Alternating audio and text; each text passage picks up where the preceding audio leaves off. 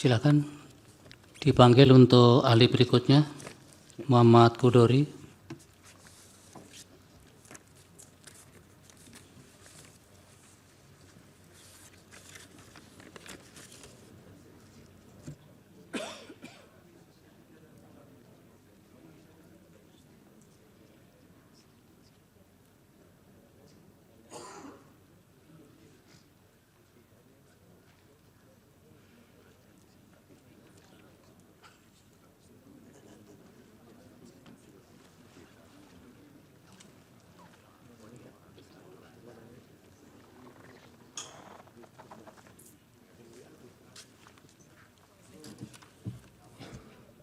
Waktunya 15 menit untuk paparan, selebihnya untuk tanya jawab. Silakan. Baik, bismillahirrahmanirrahim. Yang mulia Ketua Mahkamah Konstitusi, Wakil Ketua Mahkamah Konstitusi, dan para Hakim MK, yang terhormat rekan-rekan dari tim hukum 01, 02, dan 03, KPU, Bawaslu, dan semua hadirin, Assalamualaikum warahmatullahi wabarakatuh. Saya adalah saksi ahli terakhir.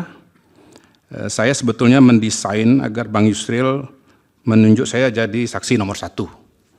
Apalah daya saya gagal, saya jadi saksi terakhir. Dari pagi sudah di sini sampai sore malam ini baru ada di sini. Hikmahnya adalah dalam Pilpres 2024 ini, kalau ada tuduhan dari orang tertentu bahwa saya mendesain hasil suara Pilpres, maka rasanya sih itu nggak mungkin. Karena saya mendesain Bang Yusril satu orang aja nggak bisa. Apalagi 164 juta masyarakat di seluruh Indonesia, 164 juta pemilih. Nah, yang jelas stempel apapun yang diberikan kepada saya, pada hari ini saya dikontak oleh Bang Yusril beberapa hari yang lalu, saya diminta untuk menjawab pertanyaan efek bansos dalam Pilpres Indonesia 2024, dan saya berusaha untuk menjawab dengan sebaik-baiknya dengan pengalaman dan teori-teori yang saya pernah alami dalam masa saya kuliah. Cara uji efek bansos dalam perilaku memilih di Pilpres Indonesia 2024, kalau menurut saya ada dua macam, yaitu non-sistematis dan sistematis. Non-sistematis itu adalah perasaan, dugaan. Tadi saya mendengar Bang Hasan mengatakan perasaan yang tidak didasarkan pada riset ilmiah. Contohnya adalah si A merasa ada pengaruh pemberian bansos terhadap perilaku memilih. Mungkin si A itu bisa diganti dengan Sira Prayuna. Tapi si B mengatakan tidak ada pengaruh, buktinya dari 51 anggota DPR, 30 orang tidak terpilih. Nah, si B itu mungkin namanya Abdul Wahid. Bisa juga ada yang mengatakan bahwa memang ada pengaruhnya dan tidak ada pengaruhnya. Kalau saya pribadi mengatakan nggak ada. Kalau dari pengalaman pribadi ya, dengan cara non-sistematis bukan sistematis. Dari mana saya mengatakan demikian? Karena saya punya seorang teman aktivis LSM, dia mendapatkan jaminan sosial dalam bentuk BPJS Kesehatan, sakit tiroid, dioperasi lehernya 2 kali, tapi dia tidak memilih 02 dan sangat anti pada Pak Jokowi. Nah, ini kalau non sistematis, kembali kepada perasaan masing-masing. Gitu. Kalau kita sakit gigi, jangan dipikir semua orang sakit gigi. Gitu. Yang sakit cuma kita sendiri. Karena itu dalam konteks ini sebetulnya yang mulia, sebetulnya hanya ada satu cara untuk menguji efek bansos dalam Pilpres 2024 di Indonesia, yaitu dengan cara melakukan riset khusus untuk Pilpres Indonesia 2024. Saya garis bawahi Pilpres Indonesia 2024. Kalau pilkada boleh nggak? Nggak boleh. Karena yang sedang kita sidang ini adalah Pilpres. Boleh nggak kalau di Meksiko? Boleh nggak kalau di Jerman? Nggak boleh. Karena Pilpresnya Indonesia. Boleh nggak Pilpres tahun 2019? Nggak boleh. Karena sidangnya Pilpres 2024. Gitu. Nah, ini agak mundur dikit nih. Riset perilaku pemilih itu satu-satunya cara kita untuk menjawab, Pak. Nah, melihat hubungan antara pemberian bansos dengan perilaku pemilih, tentu harus menggunakan riset ilmiah dan analisa statistik. Tadi sudah dikutip oleh Hasan Nasbi beberapa bagian, tapi saya mencoba membuat lebih menyeluruh. Jadi, analisis statistik dalam riset-riset sosial dan perilaku pemilih itu secara garis besar 3. Pertama, deskriptif atau cross-tabulation. Di sini dia melihat pola, apakah ada pola pilihan yang berbeda antara yang menerima dan tidak menerima bansos, ya. Dan ini ada risetnya. Jadi dilihat yang beri bansos, yang menerima bansos itu beda nggak pilihannya dengan yang tidak menerima bansos. Tadi juga sudah ditunjukkan. Mungkin nanti saya juga tunjukkan. Kemudian korelasi, ya, melihat hubungan antara pemberian bansos dengan pilihan capres. Menurut saya untuk Pilpres 2024 di Indonesia ini tidak ada risetnya, Pak. Saya nggak ketemu. Saya berusaha mencari tapi tidak ketemu. Nah, tadi kalau Bang Hasan Nasbi mengibaratkan atau menganalogikan korelasi itu dengan perjalanan dia dengan Bang Yusril naik kereta, saya mau buat analogi yang lebih mendekati dalam dunia riset. Misalnya ya, meneliti hubungan antara ukuran panjang rambut wanita Indonesia dengan tingginya curah hujan di Indonesia. Itu kalau di riset bisa tuh ketemu korelasinya 0,6, 0,7 itu bisa aja. Tapi bukan berarti panjangnya rambut wanita di Indonesia itu menyebabkan hujan. Itu yang dimaksudkan oleh Hasan Nasbi. Jangan ditanya kenapa saya nggak pakai rambut pria, ya. Saya kira udah jelas itu. Nah, ini nggak bisa menunjukkan sebab akibat. Dia hanya hubungan, ya. Kalau kembali kepada saksi Prof. Hamdi Muluk, di situ dikatakan bahwa ada riset di berbagai negara lalu dibuat rata-ratanya. Menurut saya sebetulnya tinggal kembali aja kepada riset yang tadi disebut oleh Hasan Nasbi bahwa ada riset dari siapa? Namanya ya, dari Dharma dan Martani. Ya. Itu saya kira itu satu-satunya riset. Tapi itu tahun 2022 dan kayaknya itu pilkada. Karena itu nggak bisa dipakai untuk mengacu kepada Pilpres 2024. Nah, sebetulnya yang bisa menjawab pertanyaan pada hari ini hanya riset dengan analisa statistik regresi. Melihat kausalitas apakah pemberian bansos menyebabkan memilih paslon tertentu. Oke, saya slide selanjutnya. Jadi riset yang saya temukan sangat terbatas, ya, tidak semua bisa menjawab yang paling kuat yaitu regresi, hanya cross tabulation. Riset yang pertama exit poll Litbang Kompas tentang penerima bansos. Yang kesimpulannya adalah, ini kesimpulan Kompas sendiri ya, penulisnya ya, bukan dari saya ya. Tidak ada perbedaan proporsi penerima bansos di antara pemilih ketiga calon. Dan perlinsos atau bansos bukan penentu untuk kemenangan kandidat. Yang kedua, survei indikator politik Indonesia tentang jumlah penerima bansos dan pola pilihan paslon. Saya juga kesimpulannya tidak ada variasi pilihan capres antara yang menerima dan tidak menerima bansos. Kemudian yang ketiga, survei Indobarometer bulan Oktober tentang alasan memilih calon. Dari sekian banyak jawaban responden, tidak satu pun ya, atau tidak ada persentase yang signifikan yang menyebut karena menerima bansos. Adanya karena faktor kepribadian, karena tegas, karena merakyat, karena pintar, dan seterusnya. Dan biasanya ini adalah temuan-temuan dari riset-riset voting behavior di berbagai negara, di dalam kajian-kajian akademik.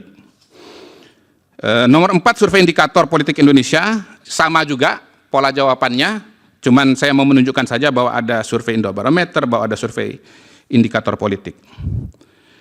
Kemudian survei indikator politik Indonesia juga menunjukkan bahwa proporsi pemilih berlatar sosial ekonomi menengah ke atas, di mana penerima bansos itu kecil, yang memilih 02-nya atau Prabowo Gibran justru lebih dominan dibandingkan dengan pemilih berlatar belakang ekonomi menengah ke bawah yang notabene banyak menerima bansos atau penerima bansosnya besar, sehingga kesimpulannya adalah kelompok bukan penerima bansos atau kelompok dengan bansos yang kecil justru lebih dominan memilih 02. Ini saya tunjukkan data-datanya. Coba lanjut. Nah, itu kita lihat bahwa, ini dilewatin aja, ini udah dibahas oleh Hasan tadi. Ini yang belum ditampilkan oleh Hasan, di situ kelihatan bahwa baik untuk Anies Muhaimin, Prabowo Gibran maupun Ganjar Mahfud, proporsi yang ditawari dan menerima bansos itu sama, 16-15%, jadi kurang lebih sama. Dan di sebelah kanan itu Bapak Ibu sekalian, itu adalah kutipan tulisan peneliti dari Kompas ya, yang kesimpulannya di bawah itu saya garis bawahi, dalam hal ini berarti bansos tak menjadi faktor pengubah elektabilitas capres dan cawapres. Ini bukan saya yang nulis, ini adalah screenshot dari tulisan peneliti Kompas. Oke, lanjut. Ini data indikator. Terus kita lihat yang terima bansos ya, itu 22%, tidak 77%. Kemudian kita lihat halaman 68, kita lihat di situ. Lanjut. Bukan halaman 9 maksud saya. Terus kita lihat di situ yang menerima bansos untuk Prabowo Gibran, yang memilih Prabowo Gibran 59%, yang tidak menerima bansos yang memilih Prabowo Gibran 58%. Jadi sama aja. Terima bansos, nggak terima bansos, Pak Sira Prayuna itu tetap milih Prabowo Gibran. Ya. Kemudian lanjut, ini survei yang dilakukan Indobarometer pada bulan Oktober waktu itu. Lanjut, ini pilihannya angkanya masih seperti ini, lalu kemudian breakdown alasannya. Lanjut. Alasan tertinggi orangnya tegas, lalu perhatian dengan rakyat, lalu pintar, lalu berwibawa, amanah, kinerja terbukti, mampu membawa Indonesia lebih baik, berpengalaman, dan seterusnya.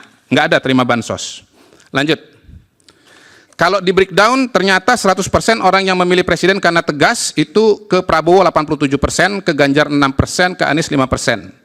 Orang yang memilih presiden karena alasan dekat dengan rakyat, yang ke Prabowo 9%, ke Ganjar 78%, ke Anies 11%. Orang yang mau presiden pintar, ke Prabowo 8%, ke Ganjar 20%, ke Anies 71%, dan seterusnya. Jadi kita lihat memang masyarakat itu memilih capres karena dia punya kualitas tertentu. Nah, kenapa calon A menang dibandingkan dengan calon B? Karena yang mau kualifikasi A mungkin proporsinya lebih besar daripada kualifikasi B. Saya ingat tahun 2014 yang menang Pak Jokowi, kenapa? Yang mau presiden merakyat lebih tinggi daripada yang mau presiden tegas. Tahun 2019 pola itu tetap sama, ditambah satu variabel lagi yang tinggi, kerja nyata, dan itu lari kepada Pak Jokowi. Nah, tahun ini kalau survei Indobarometer paling tinggi adalah orangnya tegas. Kemudian lanjut, halaman 15, ini survei indikator, ini elektabilitasnya, ini pasca pemilu. Lanjut. Ini alasan-alasannya kalau versi indikator, ini paling mampu memimpin, suka saja, jujur, ingin perubahan, paling meyakinkan, dan seterusnya. Oke, terus ini saya mau tunjukkan bagaimana penerima bansos kalau menurut survei itu makin tinggi pendidikan makin rendah, di bawah SD 26%, kalau udah kuliah 7% saja. Di bawahnya lagi yang kotak hijau, pendapatan di bawah 1 juta yang pilih Prabowo Gibran 67%, yang di atas 4 juta, ini menerima bansos ya, yang menerima bansos yang di bawah 1 juta 32%, yang di atas 4 juta masih ada juga nih 11%. Lanjut. Tabel yang di atas itu yang pendidikan SD yang memilih Prabowo Gibran 55%, yang kuliah 71%. Yang kotak hijau di bawah, pendapatan di bawah 1 juta, yang milih Prabowo Gibran 49,8%, di atas 4 juta 72%. Jadi justru di kalangan yang paling sedikit menerima bansos, malah pasangan Prabowo Gibran justru lebih kuat. Lalu bukti yang tidak langsung ya, ini karena memang bukan seperti di kampus betul-betul riset, jadi saya pakai juga data-data yang tidak berkaitan langsung dengan survei, tapi ini sudah sering disebut oleh teman-teman sekalian. Lanjut, bahwa melihat efek bansos pada pilihan capres lewat hasil pemilu, kita lihat di luar negeri, langsung halaman 23, ya, karena waktunya udah pendek. Di situ ternyata di luar negeri, di mana tidak ada bansos, tidak ada kepala desa, ya, itu malah angka 0263,7, sehingga saya berseloroh bahwa seharusnya ya kalau di Indonesia nggak ada bansos, ya harusnya kita 63,7% juga, istilahnya gitu kan, istilahnya 02 itu. Kemudian bukan cuma dari angka, tetapi juga dari PPLN, dominan 66 PPLN dari 127, sekitar 51%. Kemudian kita lihat di Sumatera Barat dan Aceh, di mana ada bansos dibagikan, yang menang adalah Anies dan Muhaimin, ya, Prabowo Gibrannya kalah. Dan sebetulnya kalau kita mau lebih cermat, bahkan di provinsi yang dimenangkan oleh Prabowo Gibran, angkanya juga bervariasi. Di Jawa Timur 65, di Jawa Tengah 53, gitu. Jadi harusnya kalau memang bansos itu variabel yang sangat dominan, maka dia menjadi sebuah konstanta di mana kira-kira angka di seluruh provinsi itu harusnya kurang lebih sama. Tapi nyatanya kan sangat bervariasi, artinya ada variabel-variabel yang berpengaruh. Gitu. Terakhir, dengan uraian dan data di atas yang tentu saja sangat terbatas, karena memang sekali lagi idealnya adalah ada riset yang dianalisa dengan regresi dan disusun dengan betul-betul sangat serius. Tetapi kelihatannya bansos ini pengaruhnya, ya kalau kita lihat pola-pola tadi ya, sebetulnya tidak ada. Jadi pertanyaannya, mengapa perlinsos, bansos tidak mempengaruhi pilihan presiden? Ini bukan perasaan ya Bang, ya, ini kan data survei ya Bang Sira ya. Karena rakyat sesungguhnya, saya mau pelan-pelan di sini, karena rakyat sesungguhnya melihat perlinsos berbeda dengan money politics atau serangan pajar. Bansos, perlinsos dari pemerintah dikonstruksi atau dipersepsi oleh masyarakat sebagai hak mereka.